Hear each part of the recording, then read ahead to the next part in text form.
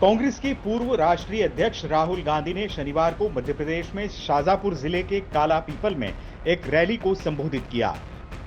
राहुल के भाषण में सबसे ज्यादा जोर ओबीसी वोटर्स पर था।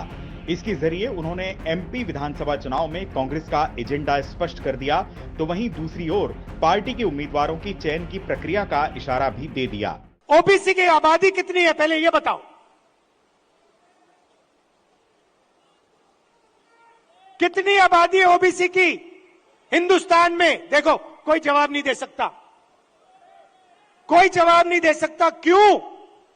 क्योंकि कास्ट सेंसस नहीं हुआ है। भाइयों और बहनों, लगभग ओबीसी भाइयों की बहनों की 50% आबादी है हिंदुस्तान में। वैसे तो राहुल आजकल अपनी हर जनसभा में जाति जनगणना और ओबीसी आरक्षण की चर्चा करते हैं, लेकिन शाजापुर के भाषण में ओबीसी पर जोर की एक खास वजह भी है। शाजापुर मालवा निमाड़ क्षेत्र में आता है।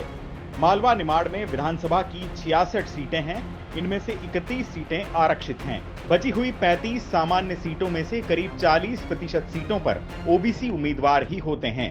2018 के चुनाव में मालवा निमाड़ की 35 सामान्य सीटों पर कांग्रेस और बीजेपी ने 14-14 ओबीसी उम्मीदवार उतारे थे।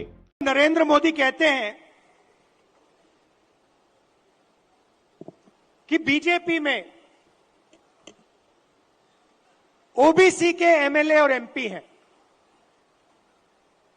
सबसे पहले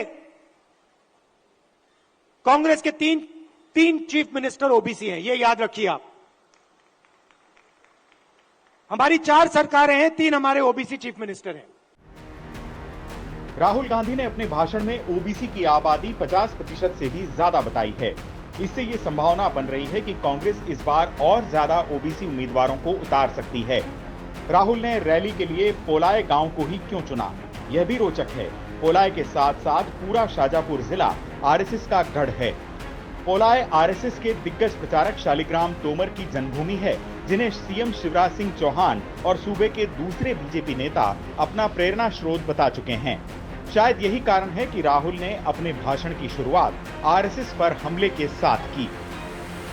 चुनाव आज तक।